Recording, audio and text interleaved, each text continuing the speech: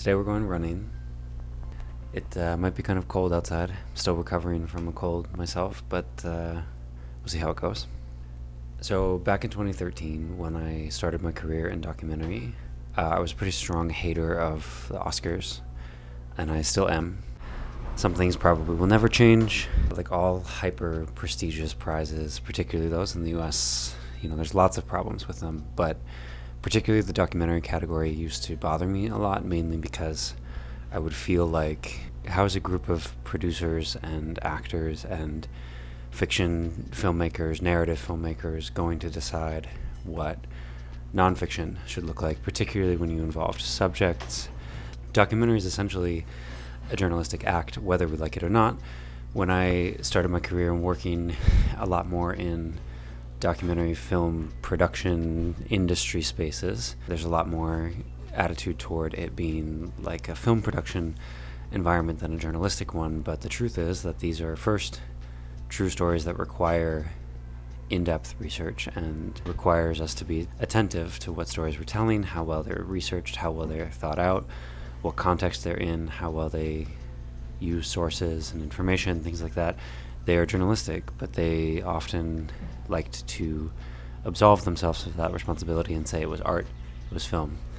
That's become less true over the years. There's been more reckoning with documentary as a category of journalism, or at least the ethics of what they have to be involved with as they're making them. So that has changed, but the documentary category to me has always implied that a bunch of filmmakers who don't have those responsibilities would be able to decide what is good journalistic nonfiction filmmaking, and that's always seemed crazy. But that's why you get, a lot of the times for the winners, you'd have revelatory, informative, interesting documentaries like, let's say, The Act of Killing up against something like Amy, a music documentary, and it was almost always the music documentaries that won. Which is fine. I don't have a problem with music documentaries, except 20 Feet from Stardom, that movie. Anyway, all that is to say, the documentary category has always been problematic. The best documentary winner this year of 2025 is one that we need to talk about for different reasons. It's not just because of the BDS controversy, which is its own whole topic to discuss and understand, a conversation that should and is generally led by Palestinian filmmakers, journalists, artists, creatives themselves. Instead, I want to talk about No Other Land, this film, in a different way. I was recently listening to some people talk about the film and discuss it from a critical point of view, and they described Yuval Abraham, and they wanted to make a distinction about some of the characters and the roles that they played in the film, and they described Yuval Abraham as a journalist and Basil Adra as an activist. And this to me stood out. This was not a person who was poorly informed. This was not a person who had biases in the sense of, subconscious ones. This was a person who spent most of the time talking about the subconscious biases of why we didn't necessarily need somebody like Yuval in the film. This was a person who was quite aware, but still saw them as inherently slightly different. I think they had good intentions of trying to imply the different roles and circumstances of Yuval and Basil. It does reveal an important point that we need to talk about, which is, what is the difference between activism and journalism? And most importantly, not just what the difference between those two acts is, but actually who gets thrown into what label, who gets thrown into what category by their peers, by the industry, by outsiders, projecting those labels onto them. And most particularly, how in places like Palestine, activism and journalism are the same thing, and that in a way not just that is unique to those places, but in a way that reveals that all journalism is activism. Whether the industry of journalists globally recognizes that or not, it is Palestinians that help us understand what we are actually doing when we do journalism.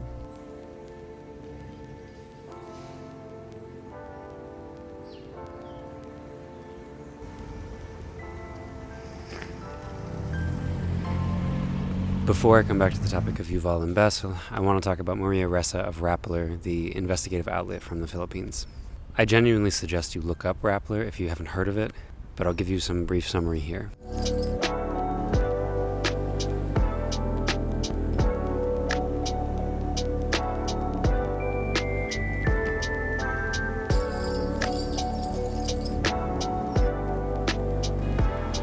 Rappler is a news outlet started by Filipino journalist Maria Ressa.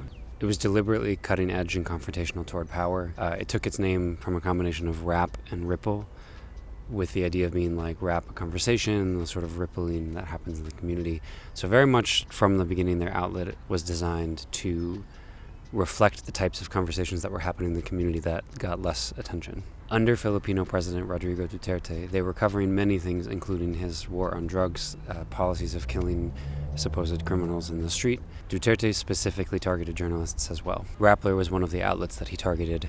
In 2020, Ressa and her team were convicted for crimes for their journalism. So this was 2020, midst of the pandemic, the last year of the first Trump administration. In the US, journalists were going after Trump in a way that they had not gone after most presidents before. Their attitude toward Trump would have been more legitimate if they had applied it to power across the board, instead of only a president who broke the norm of civility. And that is not to downplay any of the violence of the first or current Trump administration, but just to say that there's a selectivity in journalists feeling like they needed to hold something to account. And I would argue, having been working in the US during the first Trump administration, that the logic had a lot to do with his performative civility, or his lack of performative civility that other presidents prior had had.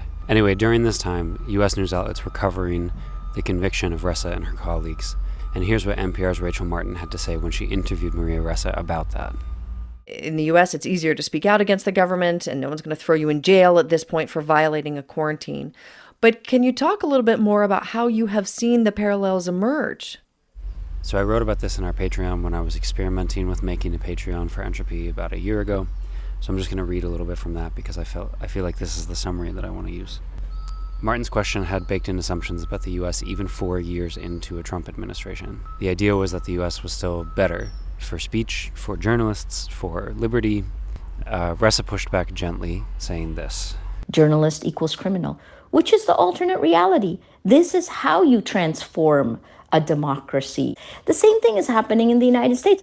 To me, there's a clear difference between the question and the answer. Ressa, for example, is not pointing to Trump specifically. Martin didn't use the name Trump in her question, but it is implied that there is a difference that is happening right then. Ressa, in contrast, is not responding by talking about Trump, but rather talking about the systemic manipulation of free speech and lack thereof and power to stifle journalistic freedom. Stifling journalistic freedom can look like many different things. It can be murder, it can be incarceration, it can be direct blocking and preventing somebody from holding the job, accessing information, publishing anything. It can also be non-lethal threats and manipulation of the discourse environment. It can be manipulation of the logistical environment, making it impossible to survive as a journalist and have a job and make ends meet, and squeezing out the class of journalists that would actually investigate the world around them. Maria Ressa's answer was more focused on how power functions and how it interacts with us as journalists. In a battle for truth, journalism is activism. So it's been a few days since I last recorded. I'm now in Maine, from where I grew up, for a family wedding. So scene change, camera change, whole shebang. Let's fast forward from Maria Ressa's story to 2025. A few weeks ago, about 250 news outlets around the world changed their homepages to black in protest of Israel's killing of Palestinian journalists in Gaza. Most of them shared a similar image, a similar point, in which they said, the rate of killing is so high in Gaza that soon there would be no one left to inform us. First of all, it took them 2 years to get here. 2 years in which Palestinian reporters have faced global silence from their colleagues. It's only after Palestinian journalists in Gaza have faced a death toll so high that it trumps every other metric that we know of that suddenly these media outlets are speaking out.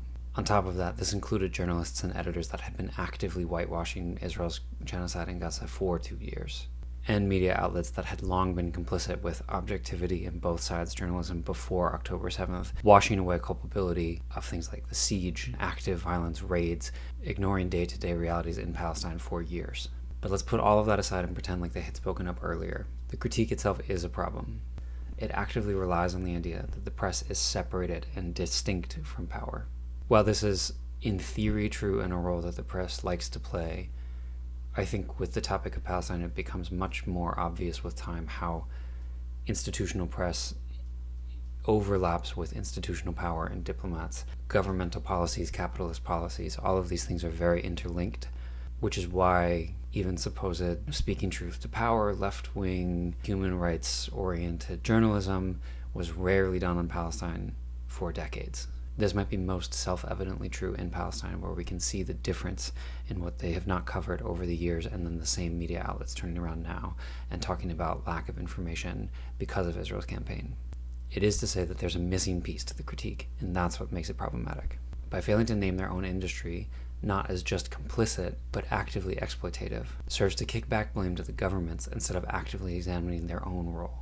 There are, of course, plenty of media outlets that were involved, outlets in the global south that do genuinely human rights-oriented reporting, investigative nonprofits that are not major mainstream news outlets that were actively turning down pitches about Palestine, but it was enough of a media moment that this lack of honesty is important. Those of us even in more independent media roles have to actually critique our colleagues who are guiding this process, who are at more institutional locations, who are at more institutional roles.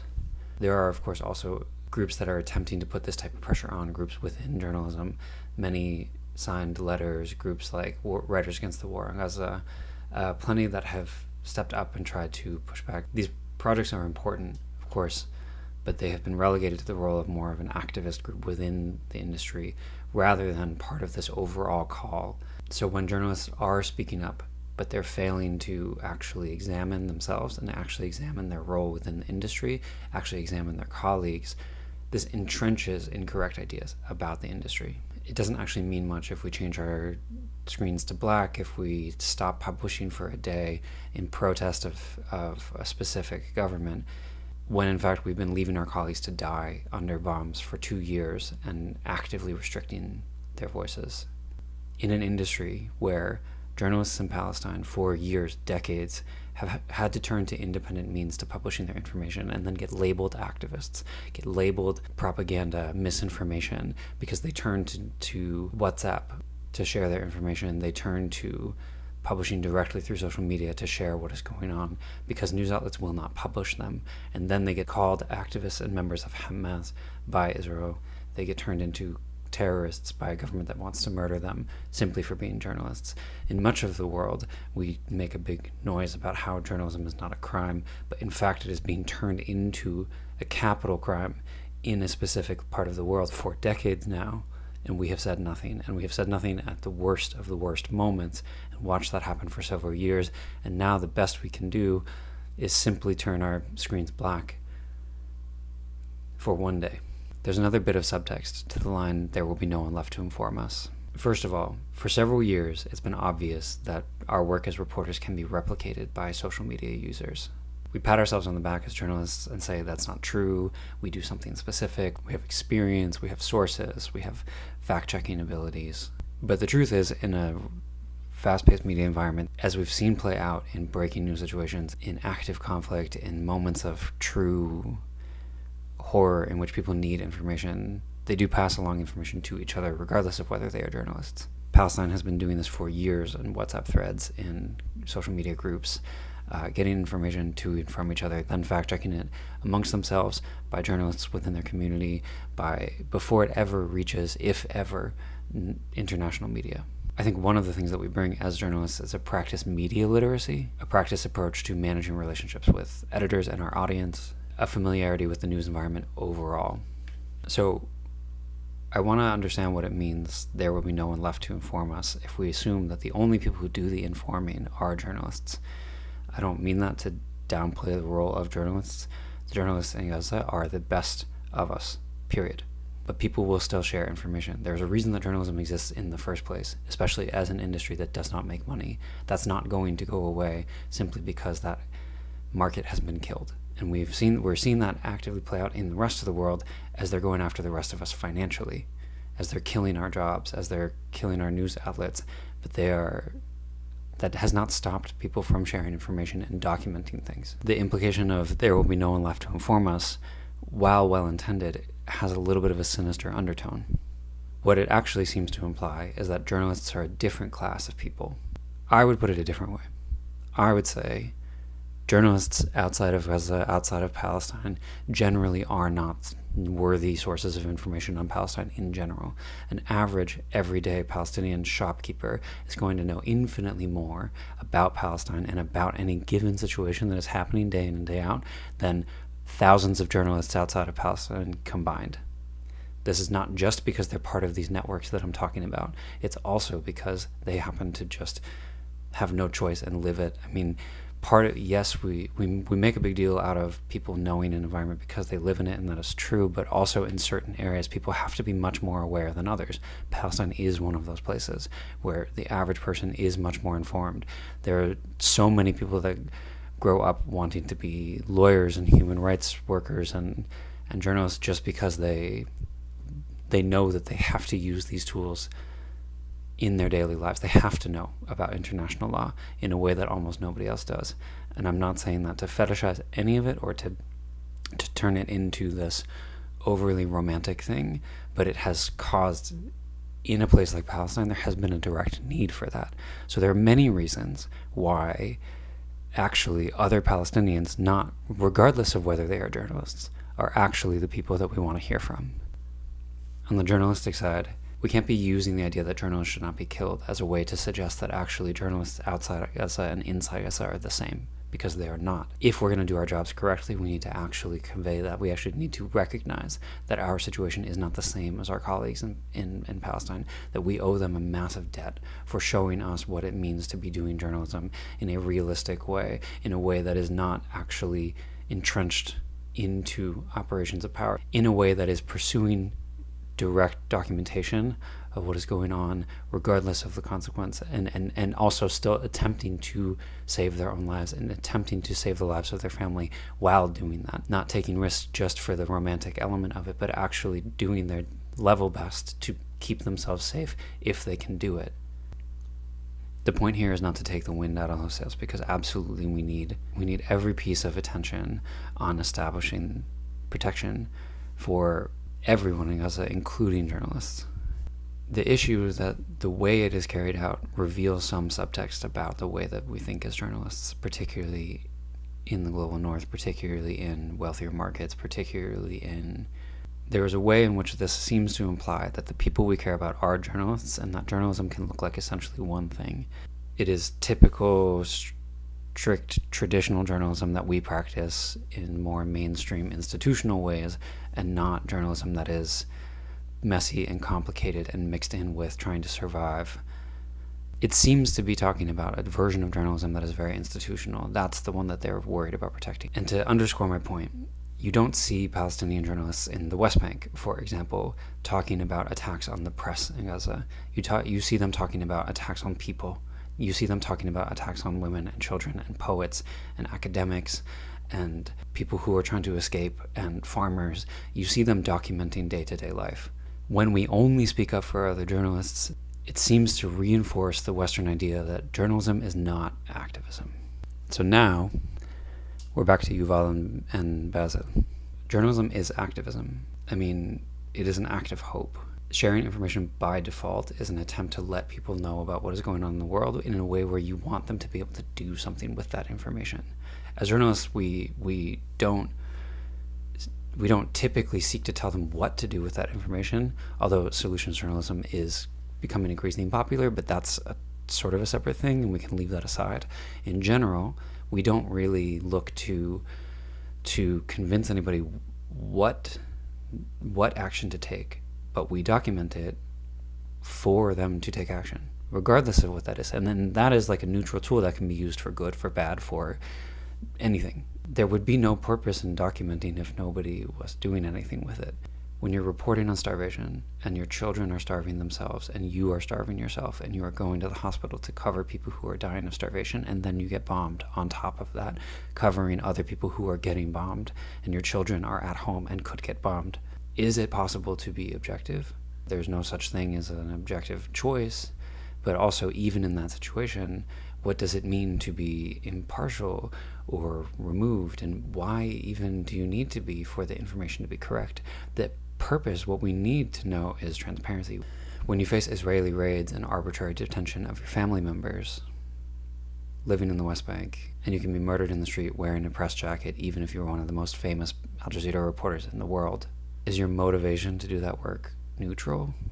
Because the assumption that you're not an activist, I think, is hung up on the idea that you are neutral.